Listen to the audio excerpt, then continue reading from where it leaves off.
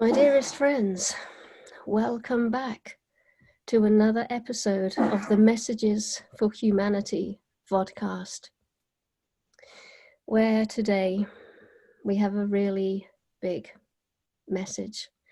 And I would like to read out word for word these words that introduce elegantly our guest today. But first, I will need my glasses. So this evening's episode is called Shedding Light into the Darkness, a sex trafficking survivor's story with Vanessa Jade. Vanessa Jade is a survivor of a systemic child sex trafficking and ritual abuse within an elite network of paedophiles, including well-known figures. She survived these experiences mainly due to a very strong connection to the spiritual realms, starting in early childhood through several near-death experiences. Her healing journey has spanned many years, many mentors, and a lot of powerful and deep transformational inner work in alchemy. Today, she is an initiated priestess and transformational coach, supporting women on their healing journeys.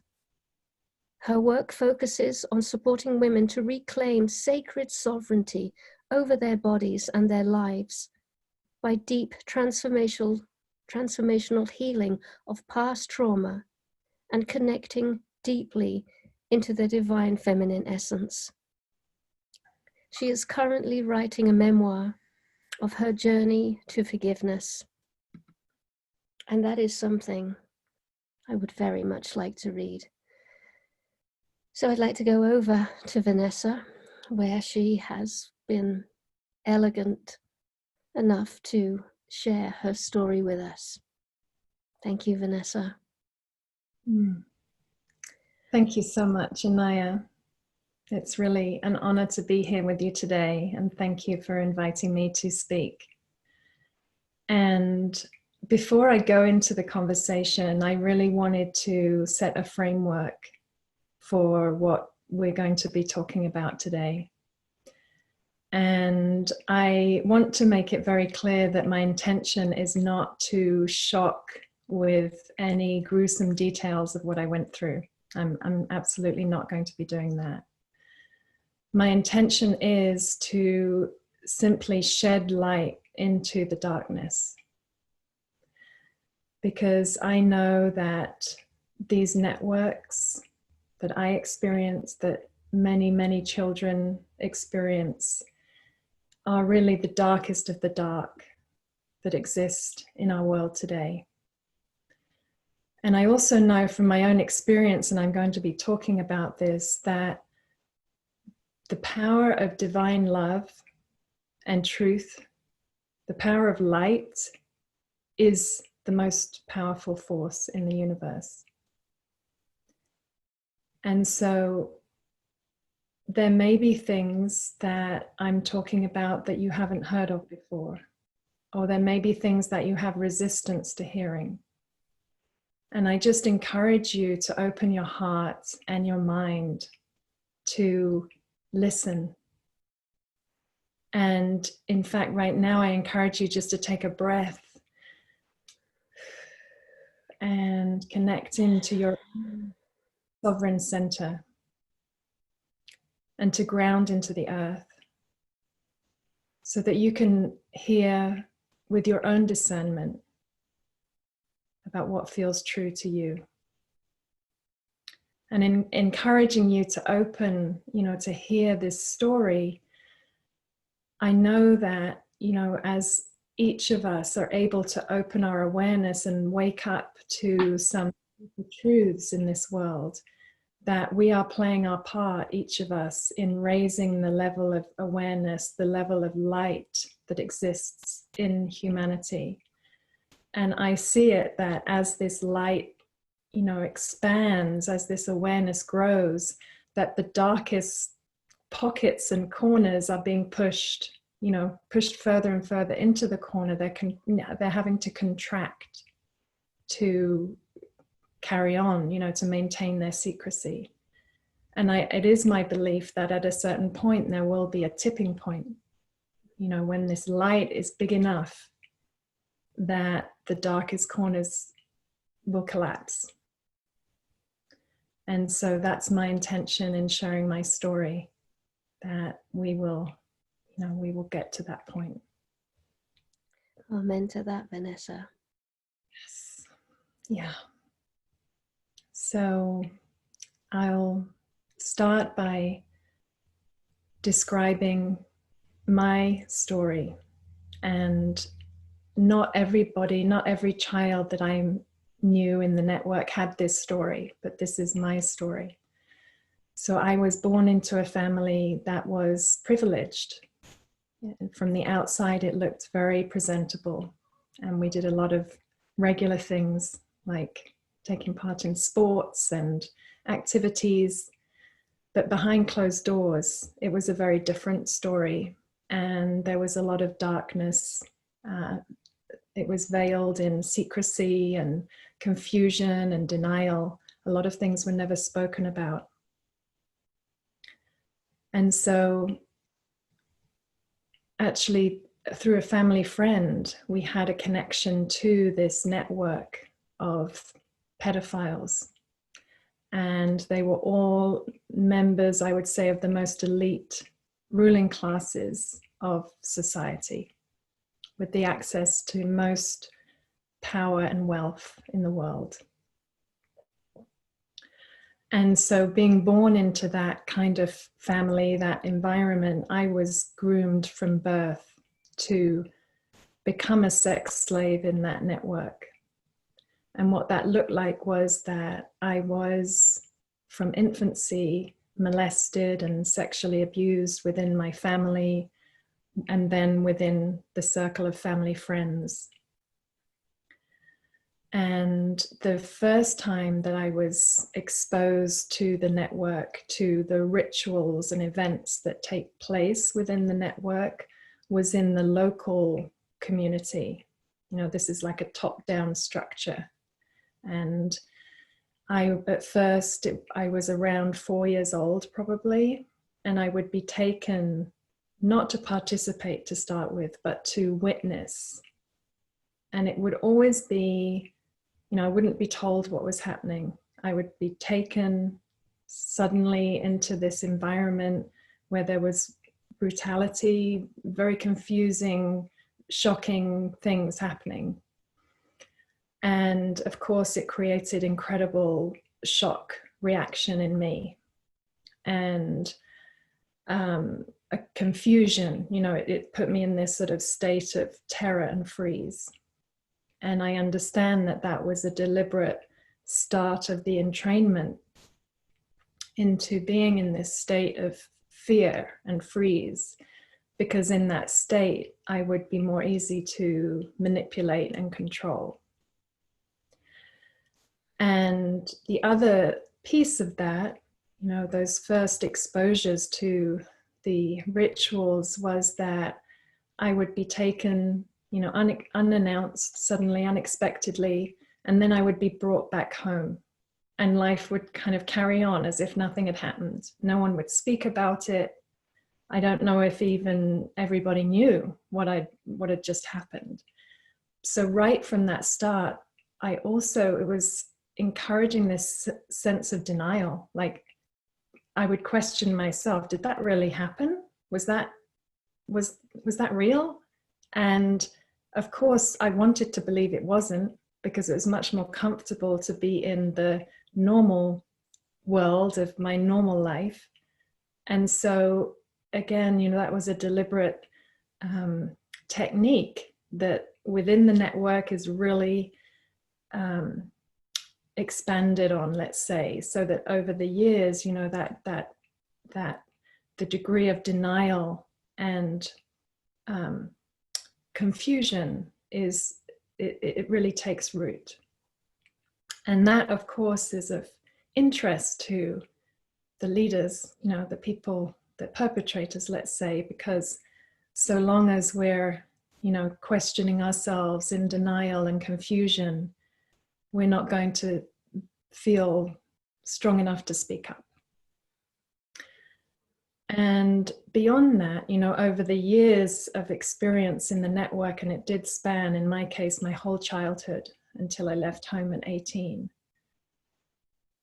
Really, one of the only ways to survive that is that in our minds, we create a kind of segmentation, you know, fragmentation, let's say, so that there is the experiences of normal life, you know, everything that looks presentable and regular.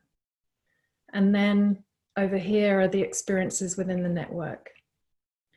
And there's a divide, you know, those two are kept separate, because that is honestly the way that the physiologically even we manage to survive those experiences.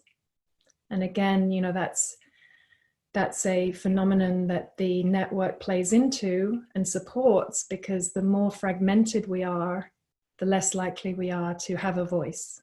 Mm. And there are more deliberate practices within the network of brainwashing and manipulation and even mind control to exacerbate that splitting, you know, within the mind and the psyche, that, you know, further, you know, just ravels this whole network into the darkness. Mm. So the other aspect, the last piece I wanted to say about that, is that there's also within the manipulation, there's kind of a coercion. There's a sense of drawing the children in as if they are somehow colluding in what is happening. You know, I remember being told, for instance, by these perpetrators, well, I have to now inflict this pain on this other child because of you, because of what you've done. You know, it's your fault that I now have to harm you in this way. And as a young child, of course, we take that all literally. And so there becomes a point, again, deliberately, where we feel we're just as guilty as them. And this is how, you know, it so happens, and I believe this is true, that it, you know, many of the children that are groomed into the network stay in the network. You know, they grow up to becoming the leaders of the network. So that is just a little background about some of the themes and the ways that the network perpetuates. Mm-hmm. And then I wanted to talk a little bit more about my own experience. So I was first, I think it was around my 6th birthday, that I was first inducted into the network, in the sense of actually participating and becoming a sex slave in that network. And the last piece of entrainment or grooming was that I was sexually assaulted by several men, one after the other. And at that point, I also saw money changing hands. So I understood, you know, in that moment, that my body wasn't my own. It was for sale and for use by these men. And it was almost like the kind of final test, really, for me to be taken in to the network. And so from that point on, I would be taken by this family friend who was like my handler in the network. He would take me from my home to different places in the city. Sometimes I was taken to other cities for different kinds of events, orgies, and rituals. And without going into any details, there was extreme brutality in all of those events. There was sexual violence and torture. And I know for myself and all of the children that not only was that happening to us, but we were witnessing it happening. And in many ways, that was equally, if not more, difficult to bear.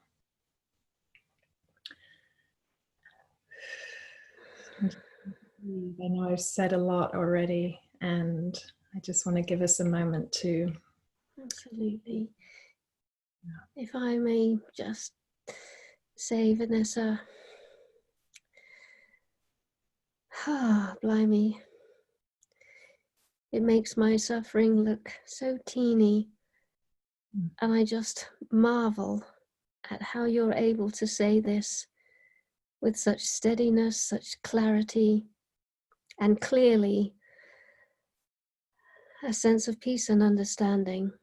So I just want to, I am without words at how you can do this so beautifully.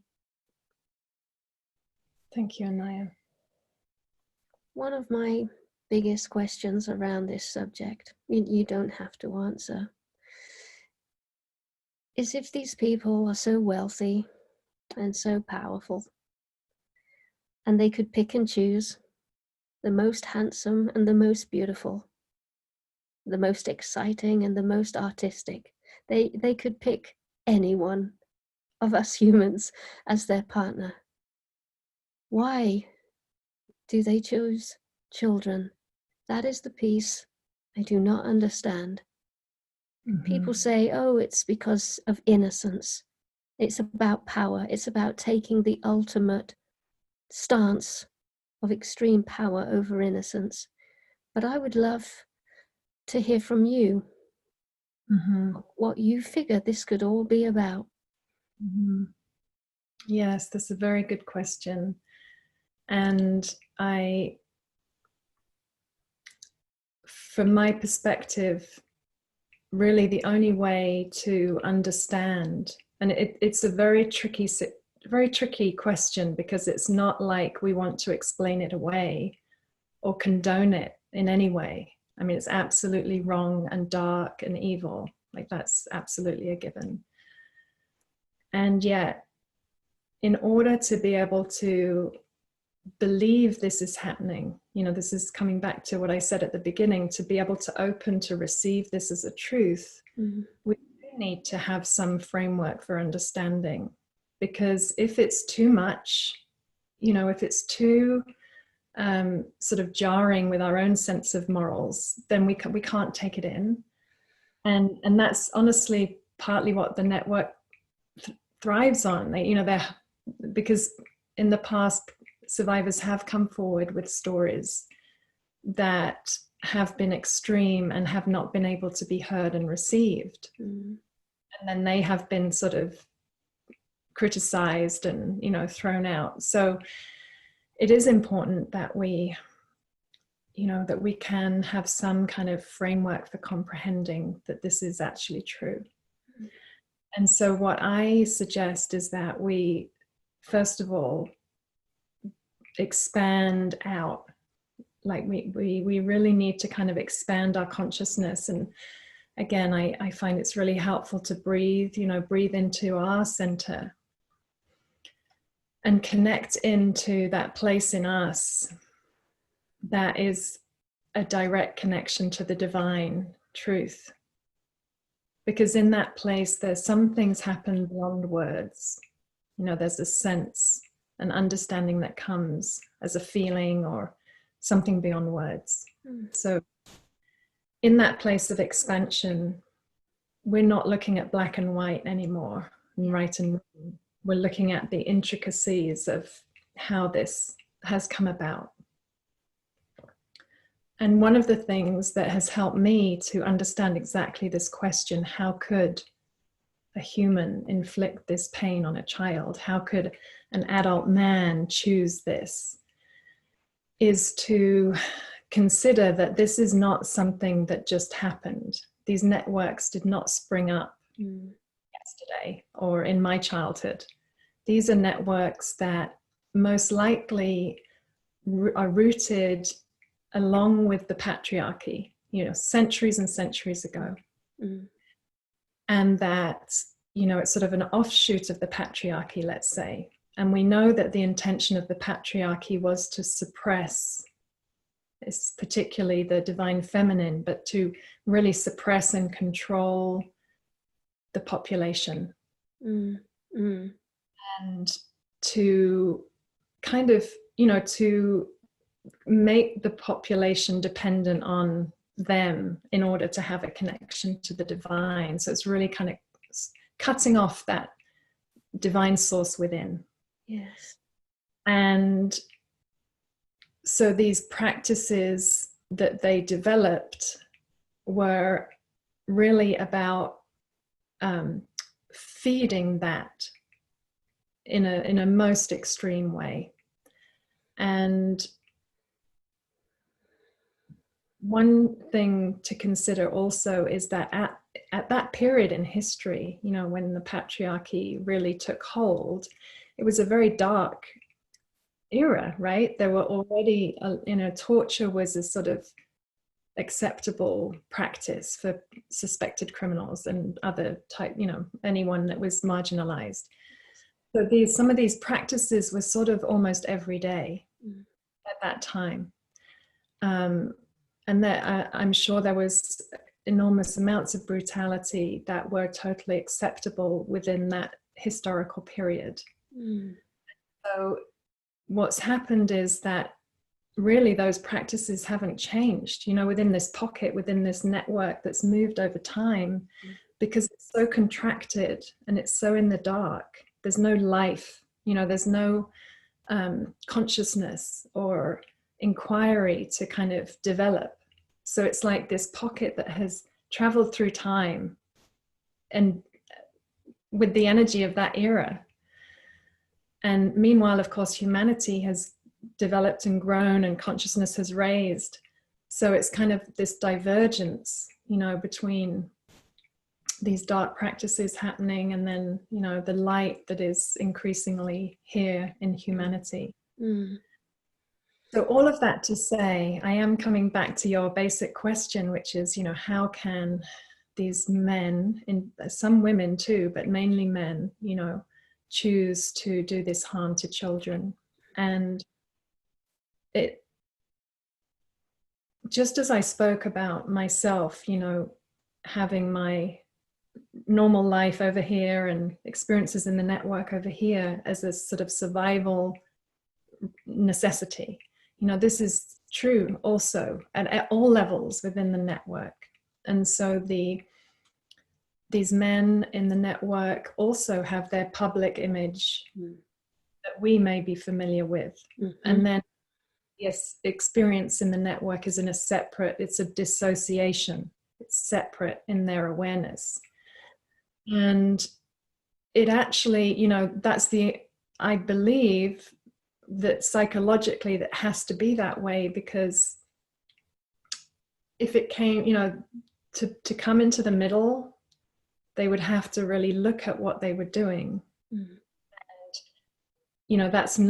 that's just not going to be somewhere that's remotely comfortable or possible for them to go. And so all of these practices within the network are kept very separate in their mind and their psyche.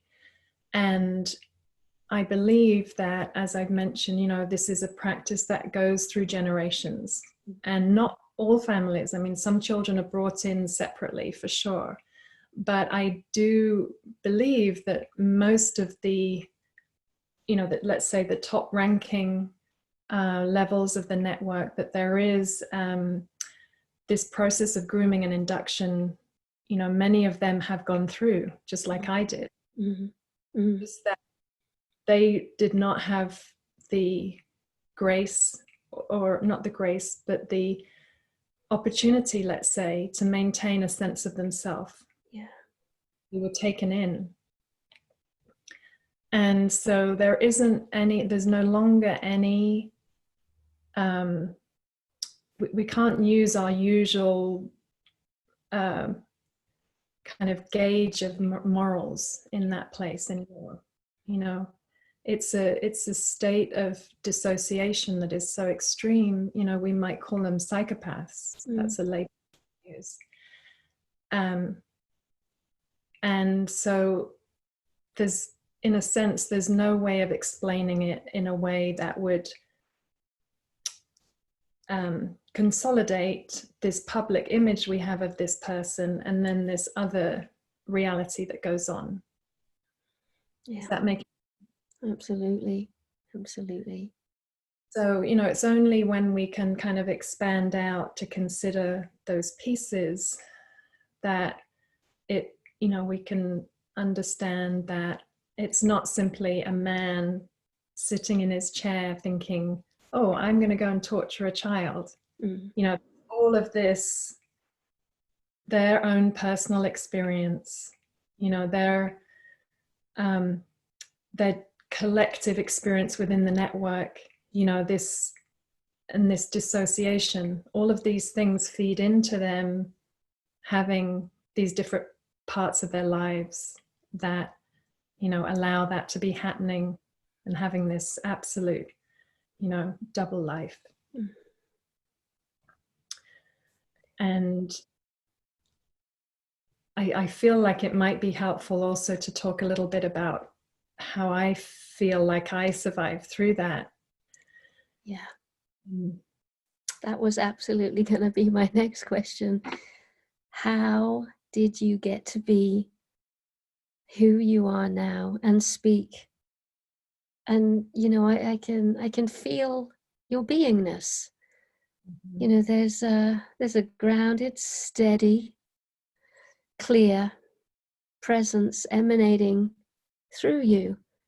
How on earth did that happen? Yeah.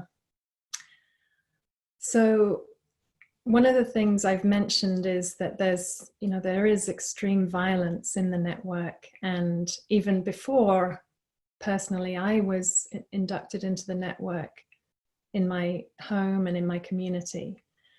And there were several times in my childhood when I was knocked unconscious and really was on that point of deciding between life and death. And the first time that happened, I was around 3 years old. So, and already, you know, on this human level, I absolutely was ready to leave. I mean, I had had enough of these extreme experiences. And yet what happened, I mean, it's one of those things where most likely it was maybe instants or moments that I was out, so to speak, flatlined, but the experience I had in that moment of leaving my body and being enveloped in this, what I would call divine love, it's the only way I can describe it. And in that moment, it was like just feel it now, it's like an immediate healing and a soothing. And what the experience I had of that was that I kind of had a remembrance in that moment, or an awareness that there was something, some greater purpose. Like, I didn't know really, there were no words about it, but it was more a sense that there was more than just this terror that I was going through. There was a purpose to it. And that gave me a certain fortitude that I knew I could survive it. And then the other piece was that I also knew I wasn't alone spiritually. Like I felt having, you know, it was like, even when I chose to come back into my body, and it wasn't as if I really consciously held that experience with me, but I did hold the feeling, this feeling of the, you know, divine presence and spiritual strength with me at all times. And when I look back, I feel that this was the thing that it stopped me being fully taken in to the network. You know, just how I was describing that many of those men are, you know, had gone through the whole process. And I feel this was my saving grace, that I always had this sense of, this is wrong. What's happening is wrong. And even though it definitely didn't protect me from what I went through or anything like that, but I kept this sense that I know what's right and wrong. I had a sense of discernment in the moment. And in fact, repeatedly I tried to escape. I tried to run away. I was, trying to find someone I could tell what was going on. I never succeeded, and I was always brutally punished for that. But it was this thing in me that I knew it was wrong, and I knew at some point, that I would get through it, and at some point I would be talking about it. I don't think I had words to say that at the time, but it was an energy, that I carried with me through that experience. And I feel, today, what motivates me also is knowing that many of those children did not survive. They didn't make it through. And many of those children may have survived, but they haven't really made it through, to be a fully functioning adult, by the wayside. So I feel even more a sense of purpose since I have survived, relatively intact, that it's my duty now to be shedding this light and speaking about these experiences.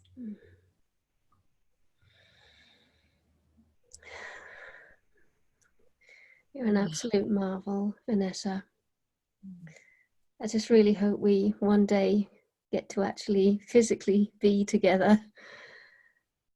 I just want to take you into my arms and just give you this wordless but very, very rich, very, very meaningful embrace.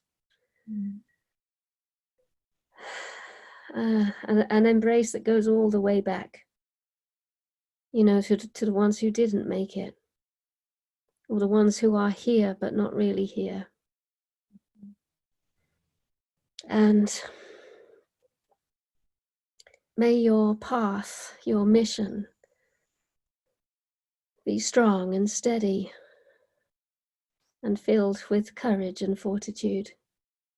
May your voice, spoken and written down, reach those people who are no doubt hungering, thirsting for your words, that there is life beyond this. It feels strange. No, strange is such a silly word. I feel very disorientated hearing your tale, to stay here and be with it and soak up what you're saying. It's quite oh my gosh, and I've been sort of studying this for a while now, and still every time it just throws me. Good, I say. I come back again. I come back again to hear more of those stories. Is there anything you would like to end on or continue into? Yes, just how I would like to finish, really honestly, is exactly that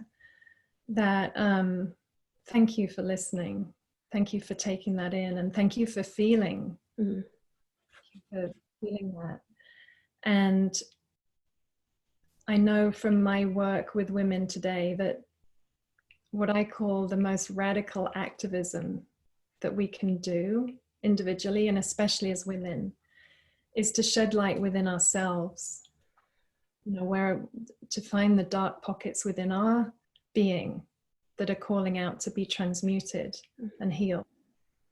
Because as we do that, we're reclaiming our sacred sovereignty, we're reclaiming our energy, we're reclaiming our body temples, we're reclaiming our Shakti, our life force energy. And the more we can be in that full embodiment of ourselves, the more we can know for sure, our truth, what's true in the world. We no longer have to rely on opinions coming at us from outside, and we can make our own decisions about what's true. And we can also be more clear on what our part to play in that is. whatever that is. It may nothing to do with what we're talking about today, but in terms of our individual purpose in the world, because this is exactly what is needed. We need beings who are embodied, inspired, and living their purpose, so that we can be, raising this light, and pushing out these last remaining pockets of darkness. So that's my last thought for us all, that we have the courage to shed light within and really stand in our full empowered embodiment. Absolutely. Hmm. So, my dearest friends, underneath this video, you will find more information on Vanessa, where to find her, how to connect. To everybody who has bared witness to today's episode, thank you, thank you, thank you for remaining here, for being, for listening, for witnessing, for taking it in. And I just want to send my last thanks to you, Vanessa, for coming on and sharing so openly, so transparently, and there's that word again, elegantly. Thank you all. And thank you. If anyone has any further questions, please do feel free to reach out to me.